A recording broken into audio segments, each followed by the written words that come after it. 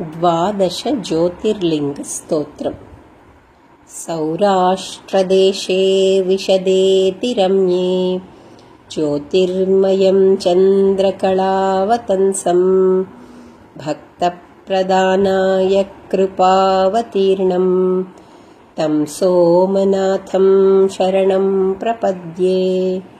श्रीशैलशृङ्गे विविधप्रसङ्गे शेषाद्रिशृङ्गेऽपि सदा वसन्तं तमर्जुनं मल्लिकपूर्वमेनं नमामि संसारसमुद्रसेतुम्।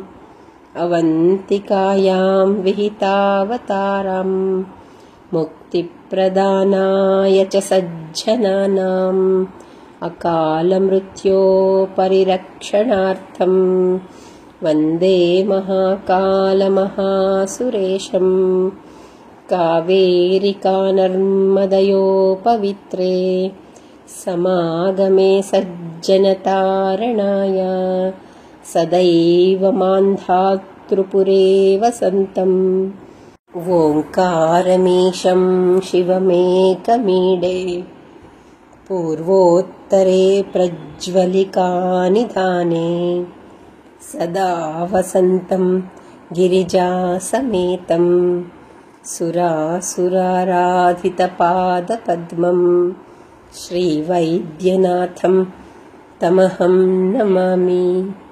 याम्ये सदङ्गे नगरेति रम्ये विभूषिताङ्गं विविधैश्च भोगै सद्भक्तिमुक्तिप्रदमीशमेकं श्रीनागनाथं शरणं प्रपद्ये।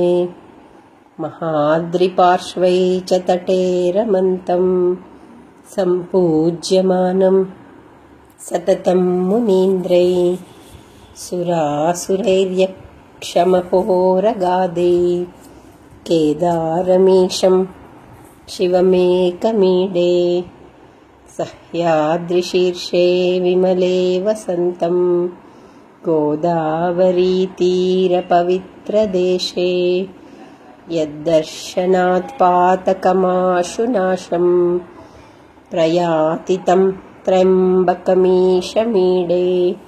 सुताम्रपर्णीजलराशियोगे निभज्यसेतुं विशिखैरसङ्ख्यै श्रीरामचन्द्रेण समर्पितं तं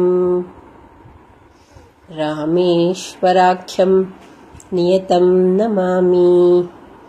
यं डाकिनी शाकिनीका समाजे निषेव्यमानं पिशिताशनैश्च सदैव भीमादिपदप्रसिद्धं तं शङ्करं भक्तहितं नमामि।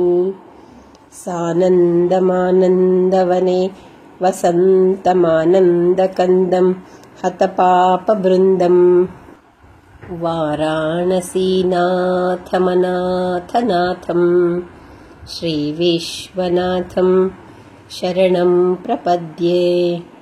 इलापुरे रम्यविशालकेऽस्मिन् समुल्लसन्तं च जगद्वरेण्यं वन्दे महोदारतरस्वभावं घृष्णेश्वराख्यं शरणं प्रपद्ये।